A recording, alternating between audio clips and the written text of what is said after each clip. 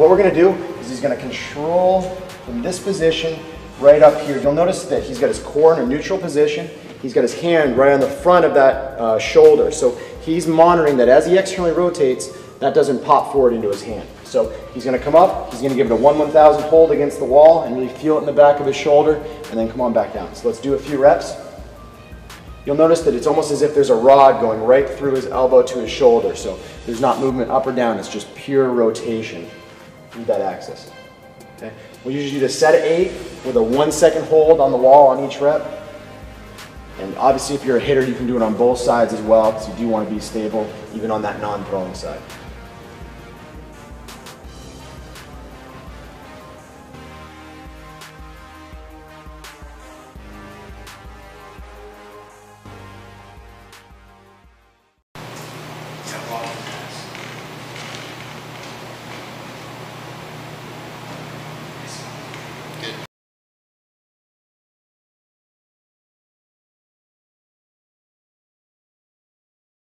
Hi guys, Eric Cressy at Cressy Performance just west of Boston. I want to take you through 4 drills that we'll use for overall shoulder health. And it's important to remember that no 2 shoulders are alike, so we need to make sure that we pick somewhat conservative exercises so that they're a good fit for just about everybody.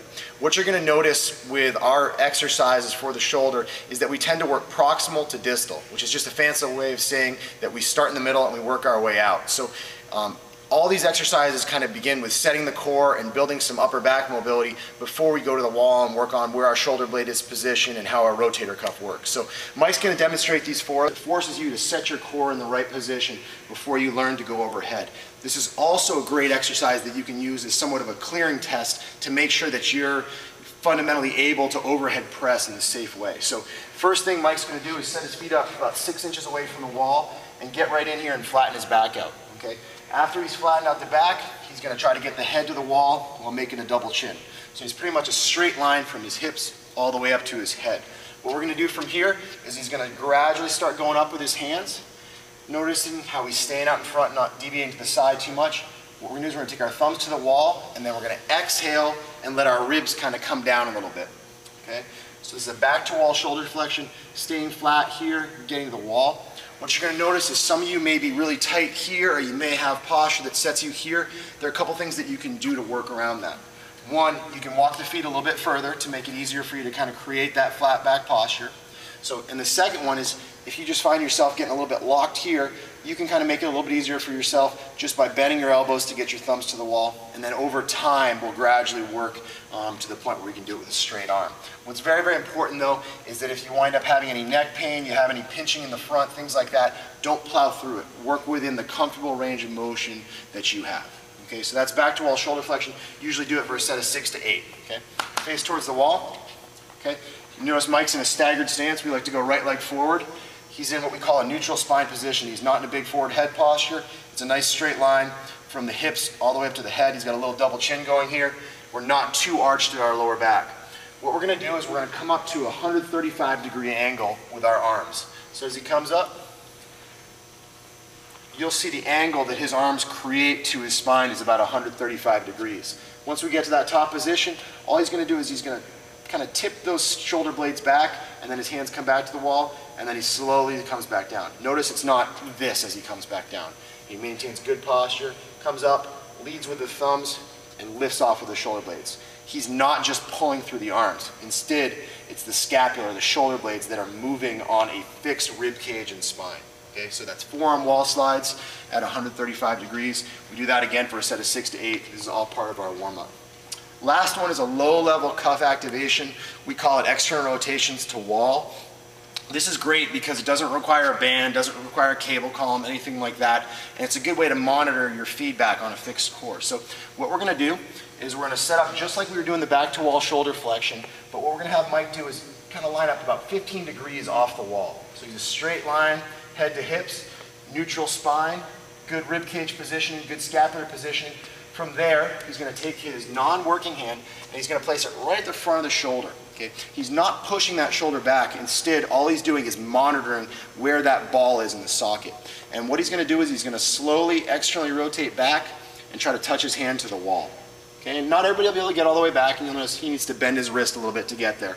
But the important thing is that he feels it in the back of his shoulder here, and that this isn't popping forward. So it's very important for shoulder health that we learn how to maintain the ball in the socket.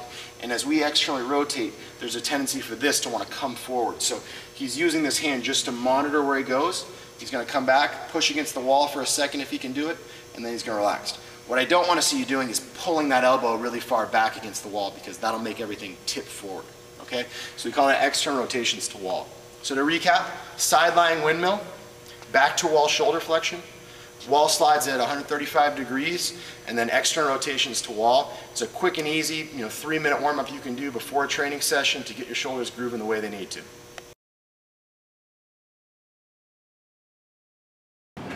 Hi guys, we're going to take you through the 3 cues that I find myself using the most when teaching serratus anterior drills. Serratus is really, really important for teaching the shoulder blade to kind of wrap around the rib cage and get into a good position of upward rotation while keeping that scap snug to the rib cage. The 3 that I find myself using over and over again are reach, round, and rotate.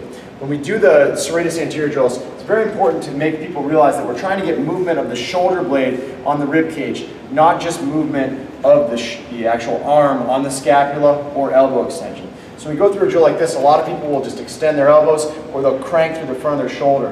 What we want people to really do is get that good wrapping feeling. So when we say reach, we're actually kind of using that reach to push ourselves away from the wall. So you want preferential scapulothoracic movement. If you see a ton of elbow extensions, straight arms, it's usually a sign they're moving too much through the arm, or they're really going up excessively through the elbows and insufficiently here. So instead, with a good serratus wall slide with a roller, really we're limited by the roller here, and all that motion is really coming from the scap, and you realize that there's still a slight bend in that elbow. So that's the reach portion, reach through the shoulder blades. The second thing you'll see is a lot of the folks that really need serratus recruitment are the ones with a really flat upper back, so it's a straight up and down position. We want them to round. So what I'll actually do is I'll go up and I'll put my hand right in their upper back and I'll say, fill up this space. So push back against me and actually create that good thoracic curvature so the shoulder blades can stay snug to the rib cage. So you realize that he's recreated that effective kyphosis that puts those shoulder blades in a good position. So you've got reach, you've got round. The last thing I'll do when I coach these exercises is I'll cue the actual rotational component. So we'll get right in and we'll actually guide those shoulder blades around to the armpits. So I'll usually take my finger, put it right on the inferior medial border, the inside on the bottom, and I'll actually help them guide it around so that we make sure that they only feel it down here in serratus. And you'll also get some feedback if folks get any kind of like pinching in the front. It's usually a sign they're moving too much from that portion of the shoulder girdle. So reach, round, and rotate to get good serratus anterior function on the rib cage.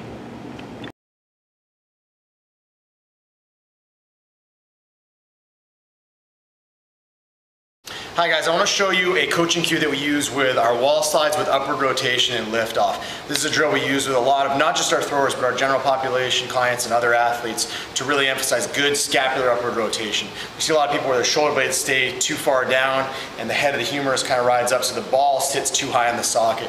So we want to work on getting more upward rotation. We teach the wall slides with upward rotation and lift off. So Connor's going to show you a couple of good reps here, what they might look like.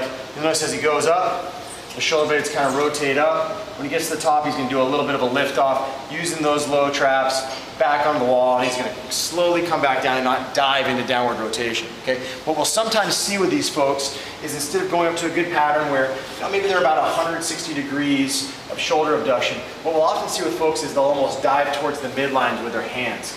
What you'll see is a little bit more bunching up right in here. And what's actually happening is there's a little bit of medial or internal rotation of the humerus that takes place.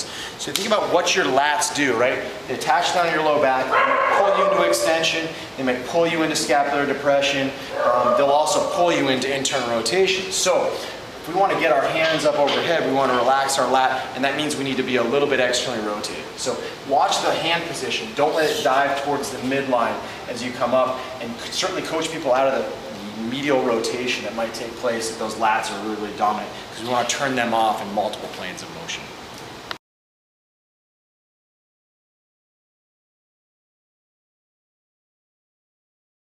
We use J-bands a lot, not just because they're a great piece of training equipment, but because they offer us a lot of convenience in terms of bringing them to the field, rigging them up on a fence or wherever we may be. So what's good about them is a lot of people think that these are just arm care exercises. They're actually arm care exercises, but at the same time we can use these bands to do a lot of core control work. So what I think is great is we can teach guys how to efficiently use their rotator cuff with a variation like, you know, a band external rotation at 90 degrees. We can teach them how to control their shoulder blades if we do something like a Y, or getting some good upward rotation of their shoulder blades. And we're teaching them how to posteriorly tilt their scapula to improve some good core control. The other thing we can talk about doing is various exercises that would be good for core control. So getting them out just a little bit wider so we get some good hip mobility. We might do a wide stance anti-rotation chop. So we're basically telling guys bear hug a tree, resist the rotation that the band implies. We may do something like a core engaged dead bug, where we'll set the band up a little bit lower, lay right down on the ground, brace our core nice and tight, get this rigged in, drop down, exhale fully, go down here.